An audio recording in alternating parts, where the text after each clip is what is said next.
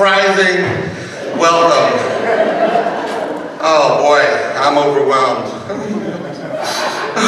Okay, all right, so my name's Joe Solo. I'm a record producer, founder of the Music Success Workshop, and a little later on I'm going to tell you about a retreat at this Malibu mansion we're having. But for now, I'm going to start out by saying this. I don't want to do a lecture, traffic school style, where you just sit there like watch and then ask questions at the end. If anybody has any questions or comments, raise your hand. We'll get a conversation going at any time. And you can have questions and comments for other people who commented. We'll get a conversation going. So don't be shy, don't be bashful. I'm here to help you achieve your music dream. All right? And so I'm going to start out also by giving a little shout out to just a couple people. All right? I've got my whole staff here from my company, which is called Joe Solo Music and Entertainment Incorporated. And our president of innovation, Matt Coleman, is having a birthday. Matt, could you stand up and everybody just say happy birthday, Matt? I love embarrassing him. All right, and then over here from 93.5 Day, if you can stand up, it's DJ Demo. He's out every morning. He plays some really awesome hip-hop music. Good to have you here. All right, let's see. From Fox News, Christine Devine. Where are you, Christine? There you are. All right. Christine rocks. Cool. All right, so that's it for the shout-outs. Let's get going with the good stuff. I want to start out, before I bring out my guest, I want to start out with a before and after. All right? This is where I'm going to play just like 30 seconds of a demo that a band brought to me, or in this case, it was actually recorded at the rehearsal, and then we'll play a little bit of the fully produced master. And this is to illustrate the importance of having professional, quality representations of your music. And so here we go. This is a group called Oleo, and let's take a listen to the before.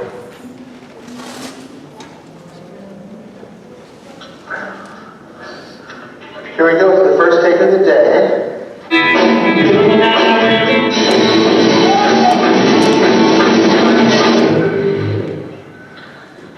Yeah. All right. It'll start in a second now.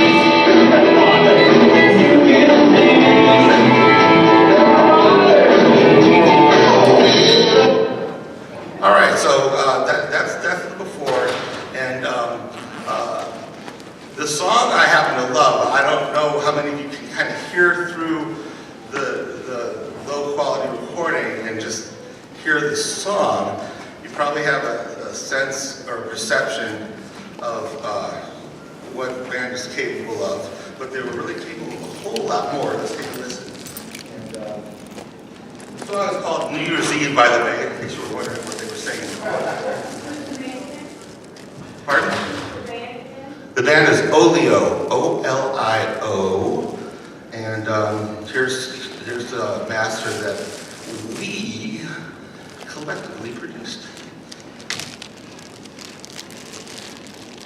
Oh, we're about to have a good time tonight!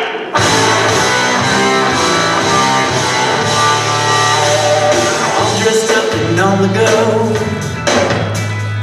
You and I, we're in the flow. Looking good, Hollywood and Vine. Get tomorrow, now's the time. Disco party, twilight zone. Disco party, twilight zone. It's a throwback we can go. David Bowie, silver free. Looking, feeling sexy chic. It's a night of make-believe. Sounds like New Year's Eve. Ain't gonna stop. New Year's Eve. I'm not waiting for the ball to drop.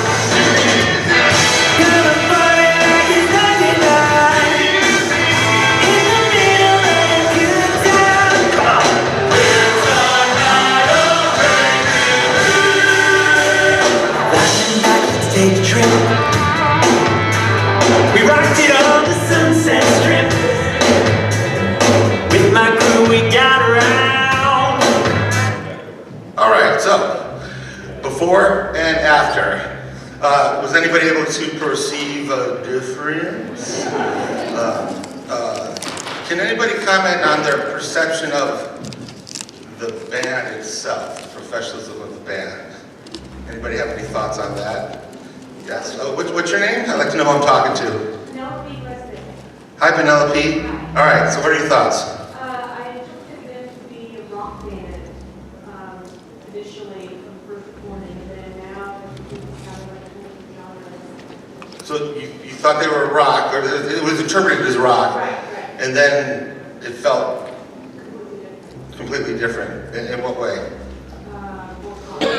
More More pop? pop-ish. More radio? Yeah. More funky? Yeah. Funky, yeah. Yeah, there it is. Okay. Anybody else have any thoughts on that? All right. Cool. All right. Well, that is 2 days before and after. Now, we're going to get to the good stuff. All right. The name of today's talk is Deep Inside the Mind of the Music Executive. And this is really important to know because, well, let's say you're fishing and you might like steak or sushi or McDonald's burgers and put that on the hook, but you're not going to catch any fish. Fish like worms, right? So that's the analogy. It's important to understand how music executives think so you can put the right musical bait on the hook to hook them in, all right? So I decided as our surprise guest, we would bring in the president of the Music and Publishing Division of Joe Solo Music and Entertainment, Mr. Hakeem Draper. Come on aboard. All right. Hakeem, to give you a little bit, well, you know, we're going to go for his professional history in a second, but he is the man. Let's sit down over here. I'll just say my name's Hakeem and I'm a recovering label executive now. Oh, they're wireless. Cool technology. I'm just kidding. All right. Oh, by the way, whoever asks like the most intelligent question wins this sound machine. That kind of thing. Oh, I might keep this one myself actually. Anyway, we'll see. All right. So, Hakeem. God, you have such a diverse history. Warner Brothers Records. Let's see. I'll do the cliff notes. I started with a small studio in a one-car garage. We built it up to a 3,500 square foot facility. We did artist development and consulting for acts for 25 years.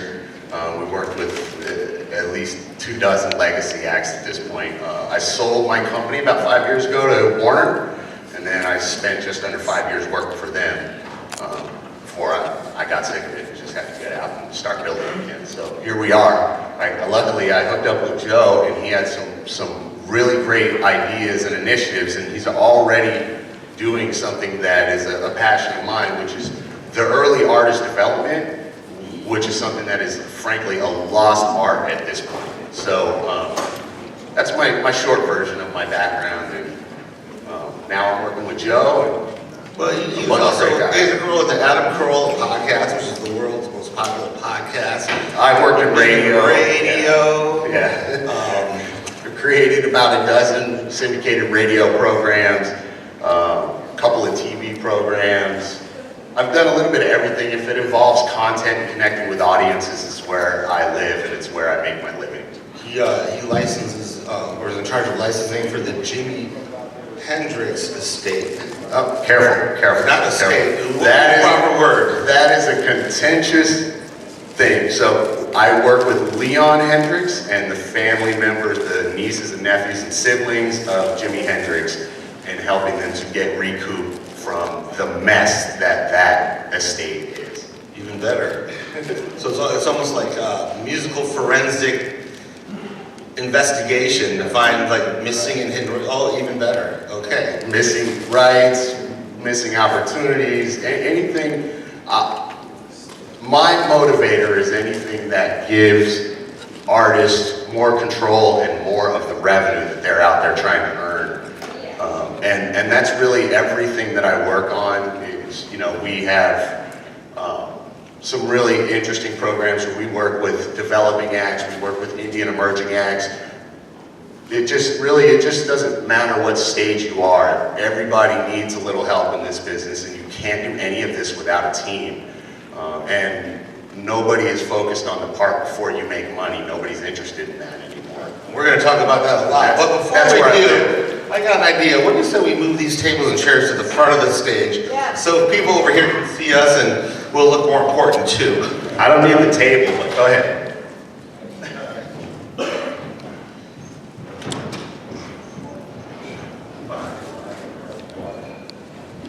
Between us, I don't want a wall between us. No, Can we get two ferns? we got to keep the feng shui going. All right. Oh, this is much better. Now we can see you guys as well. So Hakeem and I often have conversations about various submissions we receive out of the blue. And they range from the atrocious to the supremely professional. What do you look for or listen for, or what are you hoping to get when you first receive a submission? Great songs. This entire thing revolves around great songs. They transcend genre. They transcend everything. You can take, we can all go on the internet right now and see a great song that's done in a genre other than what it originally came out with. So I don't care where you start. I need to know that you're trying to find that greatness within you. I say it all. We actually say this all the time, which is good is no longer good enough. It's not even close. Good doesn't even get you a conversation. Great is the prerequisite. Yeah, last year we battled to get a couple of label deals done, and the records were phenomenal, but there's so much that you have to factor into it, and it has to be undeniable is the word. Undeniable, absolutely. It has to be infectious. And I don't need a whole song to do that for me when I first hear it. I need to hear that what I'm hearing from an artist is their authentic self, because you're never going to find a great song for you doing what other people are doing or trying to sound like other people are sounding. Yeah, I come across this a lot, especially at the retreats and workshops, where maybe an artist was influenced by their friends and family, and they're telling her, you've got to do pop. That's how you're going to make it. That's what's popular. And she told me, but really in my heart, I'm a country gal, and I want to do country music, but I've been doing pop because that's what logically makes more sense to increase my chances of success. And I said, and she's like, well, what do you think? And I was like, well, what do you want to do? And she goes, country. I go, well, then that's what you should do, because that's your authentic self. And that authenticity shines through the music, and that's what connects with your audience. And it was like years of an elephant sitting on her chest had just like gone away. She started to cry, and I came around the desk, gave her a big hug, and we're gonna slow that down, like on the film in slow motion, have a real Tony Robbins moment on film. But she was like, just needed permission from someone who she trusted that wasn't friends and family to tell her it's okay for her to be her. So if you ever get in that quagmire, go with your passion, whatever that is. That's going to take you a whole lot further. Absolutely, I mean, 100% agree. Look, authenticity is everything. I tell artists that I work with all the time, man, you better want to do this song for the next 30 years, because if you get what you want, that's exactly what you have to do.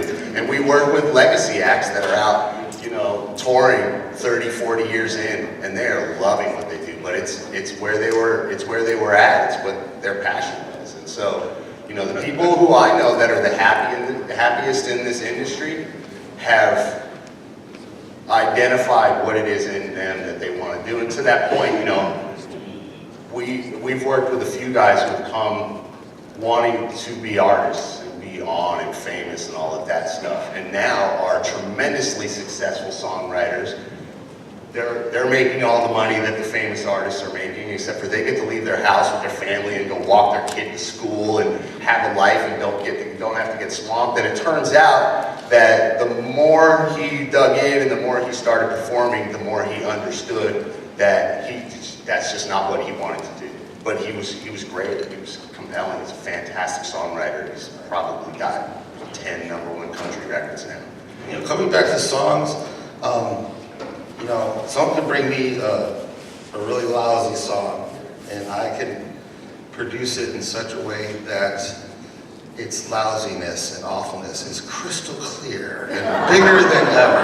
Very, very seasoned, slick representation of how horrible that song is. Production will not save a bad song, and conversely, a great song doesn't need necessarily, in every case like this, big, huge production. You know, keep it simple, stupid. KISS, kids, keep it simple, stupid. You know, there's something to be said for phrasing. Da da da da da da da da da da da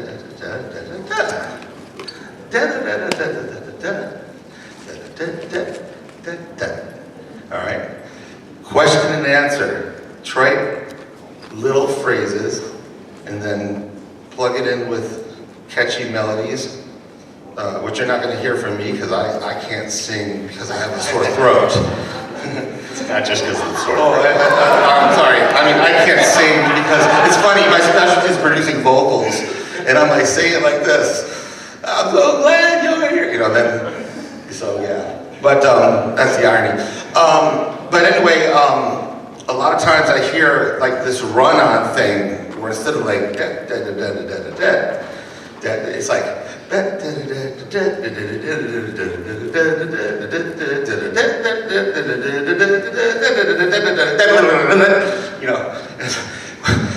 where can I breathe?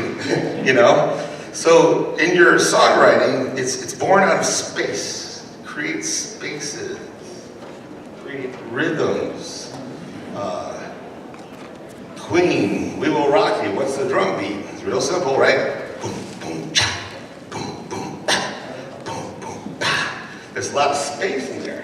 If they had done like boom, boom, boom, ta, boom, boom, boom, boom, boom, boom, ta, boom, boom, and there would be no room for the vocal, which does fill in those holes very well. The vocal is the last instrument, man. You know. So what would be the last instrument? When I do production, I'm leaving an open space in the production because I know that there's going to be one final instrument that's going to be mixed in. It's going to be the vocal or whoever winds up on it or with it. Here's a little tip. You can do that. Keep space for the vocal. And one technique you can do when you're recording is after you have your drums and maybe like one guitar or one piano down, then record the vocals. There's all the space in the world, and then fill in the holes with music. And then you're gonna have to come back and redo the vocals again, factoring in what you did with the music. Every song I produce, the vocals get done 2 or 3 times before the actual vocal is done. Right. And the other thing is, by the time you're on, like at the end of the song, the vocals are so warmed up and so in the groove and sounding good that the beginning of the song doesn't sound as good. So then we have to go back and do like the first verse again and the first chorus again. And then, oh, well, the second verse and chorus, now that's the weak link, and we're gonna have to do that again. And that sounds so good now that we're gonna have to do the third verse and chorus again, or the bridge. So, you know, you have to re-record until it is undeniable. Right. Okay, I'd like to actually get to the label, back to the label stuff for a minute. So it was having a really interesting conversation earlier, and so it brings me to ask the question, so like, how many people think that the label, when you get a label deal, pays for your record, or to produce your record, or provides you with the money to do all this stuff?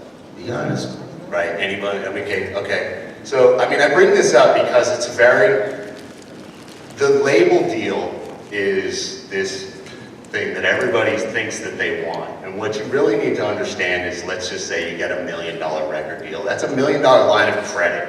You're responsible for every dime of that. So when you sign that deal and they give you your $25,000 advance and you feel like you're on top of the world, you gotta pay that back with interest, man. You just borrowed that money from them and now they're making you feel good with it. So everything you do from that point on, you really start to lose control the minute you sign the deal. It's part of why we're trying to educate and develop artists at a much earlier stage, because you need to go in with your eyes open. You need to understand exactly what you're getting into. The fact is you have grand ideas. Every artist in here has grand ideas. If I got a label deal, this is how I would do it. Oh, if I just had this, so I could do this. Yeah, and so to that end, and to the end of, hey, now you know what the label is looking at. We're loaning you money, right? We're the Shark Tank of label. We're looking for the right product that we can invest some money into. So when you present to us, and we hit you with all the nonsense about what are your social media numbers and all that stuff, we're being a little disingenuous. We're not actually asking what your followers look like or how many fans you have. We're asking what your level of engagement is with your fans. How much product can you sell? How loyal are they? If I infuse revenue into this, is it going to take your sales from $500 to $50,000? Or are you looking at me to jumpstart your sales and everything else? And so I just wanted to make sure that while we're up here and we're talking about this, is the reason that, for me, that I left the label. That I can't just sit there, because frankly, by the time you get to me there, you do not want to hear what I have to tell you. You're already signed, it's too late. Yeah, you're gonna pay the advance back through your royalties, and your royalty rate is gonna be like 8-9%. So you can sell 1 million or 2 records and then hopefully break even. Right, or your record could not do well because of whatever millions of reasons that happen that records don't do well. Maybe the marketing person didn't totally get what you were doing, or maybe they just didn't do the right strategy campaign to position you, or there's so many variables that go into this stuff. The fact is that if you don't recoup and you get dropped and you still owe money, you have what's called an override. How many people in here know what an override is? So an override basically means that if I front you money and you don't make it back in the term of our deal and I drop you, I own you until you make my money back. That means anything you do, I get most of that money. You get a couple of pennies off it. That means your royalties, I got a lien and attachment on that. So I think just from my perspective, I get a little bit aggressive about this stuff, because when I have the opportunity to speak to a bunch of people, I really want to make sure that I impart this knowledge to you guys. I've been doing this for 25, 30 years, man, and I've had deals go both ways. And I've had artists who got under overrides, and literally, I had an artist, all right, I'm going to shut up after this. So I had an artist 15 years ago or something. We got this great deal with Atlantic. It's fantastic, super hot. And then his song got blackballed from MTV. And then a new president came in at Atlantic. Literally, we're 2 weeks out of the record deal. The new president comes in, calls us in, and just straight up sits there and goes, man, I don't like you, I never liked you. I don't know why he signed you, we're not doing your album. What do we do? What can you do? That happened to me at Atlantic too, with Macy. We made this record, and then the A&R guy left, and then the new president came in. We played for him. He's like, I don't feel it. I don't see like a black female being on hit radio, boy, was he wrong. So we said, fine, we'll go elsewhere. Yeah. So it's one of those things that you really have to be precarious. I tell artists, be careful what you wish for. You don't really want to label. What you really want is you want to build up engagement and momentum. So the label wants you, and you can tell them no thanks, but if you would like to work with me, you can do a deal for me on this one record. Now there's plenty of artists, we've been doing this now for the last 3 or 4 years with artists. And we're changing the dynamic in that I'm not gonna chase you, we're gonna do the work until you come after us. Exactly. And when you come after us, we're going to respectfully tell you no thank you, but if you would like to work with us, put together your best offer to work with us for this particular record. So it's not that the major label doesn't have a place in this system, it's just later on, when you got a proven track record and loyal followers, and you know, don't go around talking like, you know, we've got an international following, and then you find out you've got, you know, 12 Facebook friends in different countries around the world. A lot of people do that. It's stretched the truth, and then you find out later on it's not exactly what it was. But there comes a time when you do have your foundation that it can make sense to work with a major label. And it's like he said, at that point, they will find you. If you're doing well, you won't even have to look for them. They will find you. And that's a completely different dynamic. We get away from the ownership, you know, dynamic then, where now it's you know, we're in a business arrangement now. It's a mutually beneficial business arrangement. It's no longer you own me and control what I do with me and my product line. And you might, instead of having 9 points on a record, you'll have 50 points on a record. You know? And that's a lot more. That's 41 points more. Point meaning percentage points. Yeah, a lot more. Consider the fact that, you know, a hit record, I mean, well, I think recently it came out, so Bruno Mars's last hit record just did 200 million second year that it's been out. So 200 million in revenue, you know, you can get a few shekels off of that, or you can get like half of that. You know, and then the other side is the social media and the fans and the numbers. Again, I just want to touch on that. It's not about having the most followers or the most whatever. It's about engagement. Think about trying to convert. Well, let's just say, look, you all get to come in here as part of Namm and this whole experience, right? But if we were doing these things for free and then we wanted to turn around and charge you for this whole experience, we're going to lose a bunch of you because, well, we've been doing it for free all these years. Why should we have to? So artists, you got to start early, man. Come up with something small, silly. I don't care. Sell it for $1. You have to train your fans to support you and be a part of your movement. Train them that yes, I need all of you guys to share and like and all that stuff, but what I really need is for you to give me $1 for this thing. You know, the ironic thing is if they were charged, even if you lost half the audience, the half that came would get so much more out of the experience because they paid for it. They're like, I paid $400 to get into this. Right. You know, I damn well better get something out of it. I'm going to pay attention, you know. And you can start early. I mean, again, I tell all my bands, start early. We were working with a band called Naked Elephant, and we got a little plastic naked elephant, and we would just sell it for $1. Wait, what's the difference between a naked elephant and the one I've been seeing at the zoo? Isn't that it's just all white, plain white. But the really cool thing about this stupid dollar item that we basically were losing a nickel on every time we sold it is that it became the biggest marketing tool. Go look up #NakedElephant, and you're going to see those little elephants everywhere from Africa, Asia. You're going to see them everywhere because the fans take them, and we tell them, take your naked elephant with you. Take them on vacation. Take them wherever you're going. Throw it in your bag. Take a picture. Hashtag it. It's how we start that engagement. Great, you bought something from me. I needed that.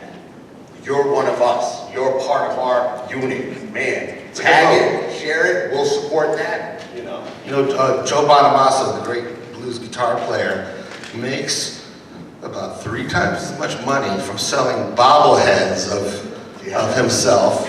His fans just love his bobbleheads as he does in all the other areas combined. And, you know, so if you got that loyalty from your audience, you can sell bobbleheads and make a killing. Or he'll do something like a limited edition release, like a lithograph of him playing that includes a CD, a meet and greet at one of his concerts, and 2 tickets. Right. And he'll sell, like, he'll produce like 2,000 of these and sell them for $500 each. All right. Right. And that's $1 million. All right. And it was all under his control. There was no royalties he had to pay back. So building that loyalty, that foundation, empowers you to have a business of music that goes beyond just the music. The music must be great and sound great, that's a prerequisite, but there's so much more you can do if you have that loyal fan base. And album sales are virtually gone, right? I mean, who's selling albums right now? So what do you do instead of that? I mean, you guys still have to figure out how to build momentum and monetize something of what you're doing. So in the music industry, we no longer sell records. That's not really the focus. That's what they'll tell you, but that's not true. They sell engagement.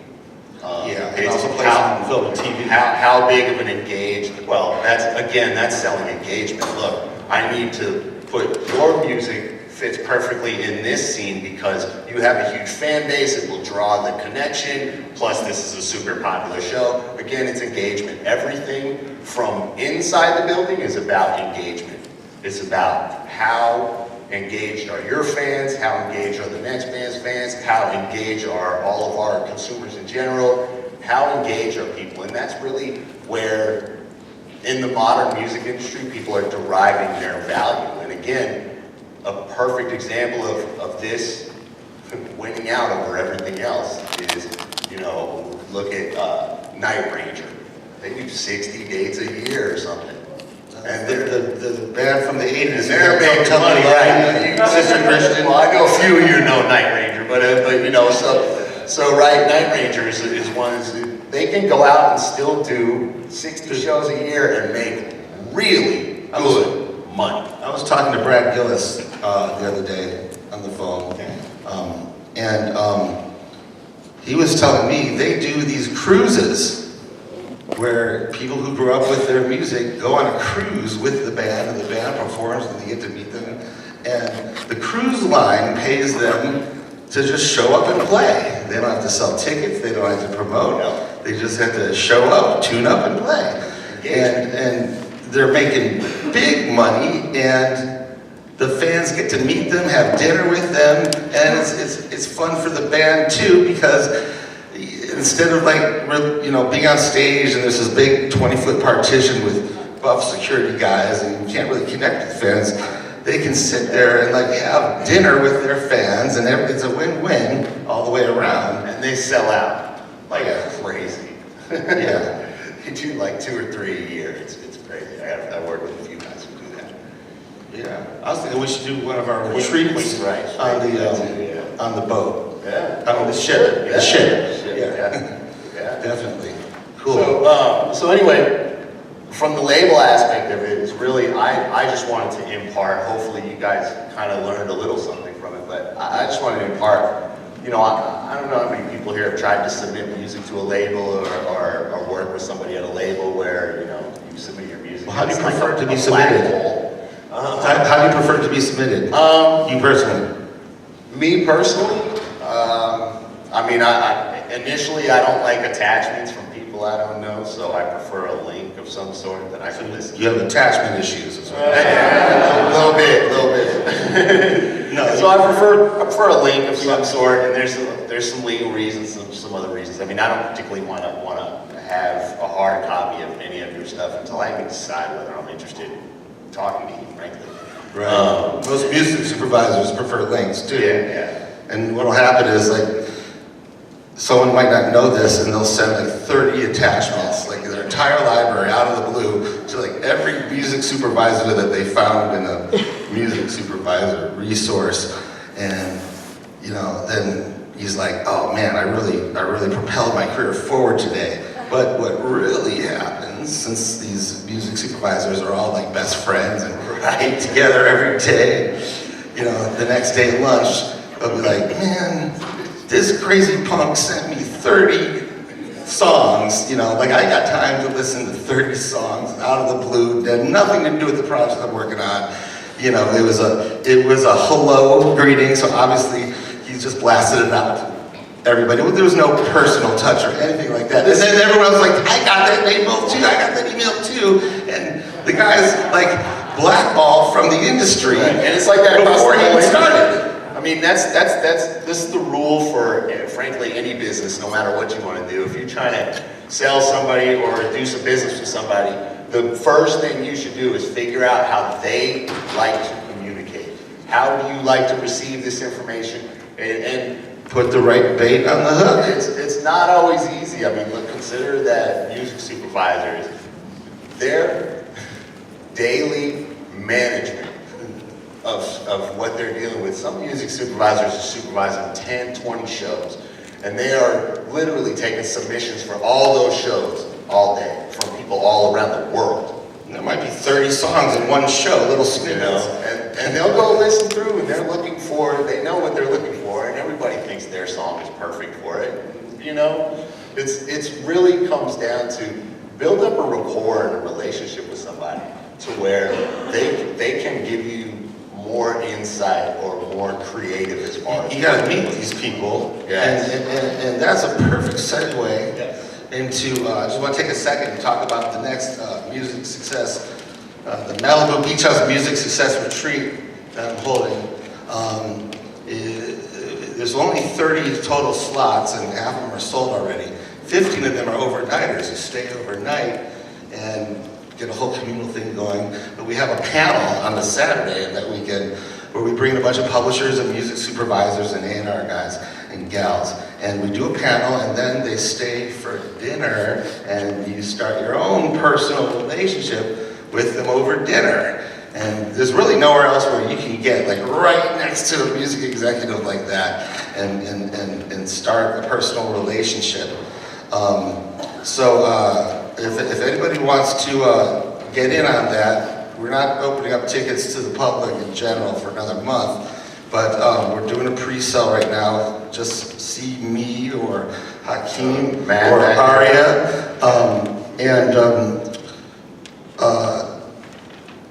If you want to make a deposit, which is a $300 non-refundable deposit, we'll hold your slot, and we'll work out a payment plan. And there's a website, musiccareersuccess.com. And also, if you want to get on my email list, I send out lots of free information, video nuggets, music success video nuggets. The first one's called How to Get Your Music in Film and TV. Go to joesolo.com, stick in your email address, and you'll start getting useful information you can put to use that night to start moving your career forward. And that's what we're all about, is finding talent, nurturing it, grooming it, and motivating and inspiring and informing people on how things really are in the industry. He said grooming, by the way, not ruining. Grooming. Grooming. Just wanted to clarify. Yes. Yeah, I have a question. Okay. What's your name? Davis Brown. Hey, Davis. Oh, yeah, we met yesterday at the IHOP. Yeah, thank you. Sorry about that little intrusion. Oh, it's all good. So before we get too far out of the field of what you're looking for in positions, I had an interesting discussion at DMA some years ago from the songwriter's perspective. And some executives were telling me that what they most wanted was a submission with very simple instrumentation, guitar-based drums, vocals, and that would be it. Others were telling me that they like it when a submission is fully thought out, fully orchestrated, if you will, because it can bring out the all that can be done. Well, feel better? What style of submission do most executives want? Assembled composition? Okay, you heard the before and after, right? If you were a music executive, all right, and by the way, you worked really hard to get this cool job, and you're going to sign an act that the label's going to pump a couple million into, and if they tank, you're out of there. What's going to comfort you more into signing that act, the before or the after? So that's really the answer to the question. Look, as far as the style or type of music, that's really going to depend on the music supervisor and what the application is, what they're trying to sync it with. But in the end, what they really want is they want you guys to submit stuff that is properly mixed and mastered. I don't care if it's minimal, I don't care if it's full. As a licensing director and as, I used to have to listen to catalogs that would, come in that people would want us to represent their catalogs. And I cannot tell you how many catalogs that I would crack into it and start picking out songs, and basically they're not mastered. And if you think professionals can't tell when your song's not mastered, you're in the wrong business, man. This is all we do all day. And let me state, mastering it, going to a mastering lab, does not mean it's a master. This may be a little self-serving as a producer, but it has to be produced where the song comes out, the vocals shine, they're passionate, all the heart and soul has to be there, the writing and the production. And a great production is not necessarily slick or necessarily big. It's what gets the meaning of the song across to the audience and connects with the audience the best. And I've got to say, it's a good song expresses what people don't know how to say. So as songwriters, what you do is really, really important in society. Very important. So know that when you're working on your material. We got a question right there. I got just a couple minutes left, and I just want to say that if we don't get to your question, I'm going to stand outside and answer every single question anybody has until everybody gets their question answered. I'm not just going to take off on it. So don't worry if you don't get in. Okay, back there. There. What's your name? Hey, my name's Chris. Chris, hey. The bit you just said about sending the label or the exec a polished song, doesn't that kind of contradict what you opened up with? How that band sent me that really rough recording, and then you polished it up? Are you looking for the songwriter? Well, hold on. That's being the role as producer, where I was hired to bring out the best in the band. Yeah, So that they could go and sell it to their audience, which is what they do. They tour all over the place. They have a big following, and amass that foundation. And then when it's time, then when the record label comes to them, it's like the record label doesn't have to wonder, can they pull it off of the studio, or what will it sound like? Here it is. It's done, and they're in a better negotiating position because the label doesn't have to invest in making the record. They already invested themselves in it. Cut a 50-50 deal, co-venture, boom, you're successful and big. You got a big mansion, and everybody wants to borrow money from you. So that's how that goes. Right next to you, you had a question. What's your name? Daniel. Daniel. Hey. So, Hey. how about the submissions and stuff? And since I know you guys are doing before you guys own things. Wait, could you stand up and speak like really loud? So we don't hear you. All right, since you guys are doing your own things and stuff, you guys still accept submissions now from other artists and songwriters? Absolutely. Yeah. Absolutely. Woo. Who? No, Where? she's been waiting patiently. Bird's next. What's your name? Meg. Hey, Meg. Hi, so in relation to the engaged following, is there like since you said you're not really looking for how many followers they have, how many engaged followers they have, what is a good number to maybe like submit your stuff at? Can never say. I would try and put a number on it, but I will tell you that while I was at Warner, I saw an artist come in with about 200 followers and an amazing song. That's your So I can't tell One you. amazing song, first of all. The labels, again, because of like this story you heard about people getting shelved. So the labels, there's so much sort of overturn and movement in executives and A&R guys and all that other stuff, that it really, it just depends on what that guy's particular mission is, right? If that guy's looking for the next greatest songwriter, he's not waiting so much on the engagement, right? But if they're looking for someone they can just, infuse with some cash and put out there, then they're gonna wait a lot more. But I'm gonna give you a goal, all right?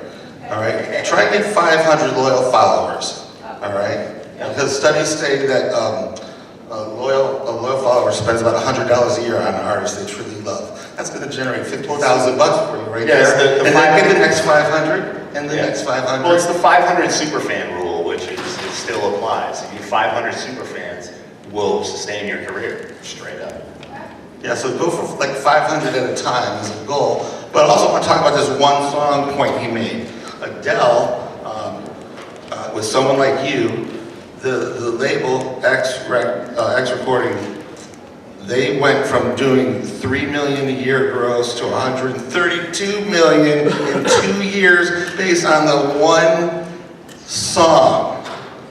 Okay, we gotta wrap it up. We got the signal.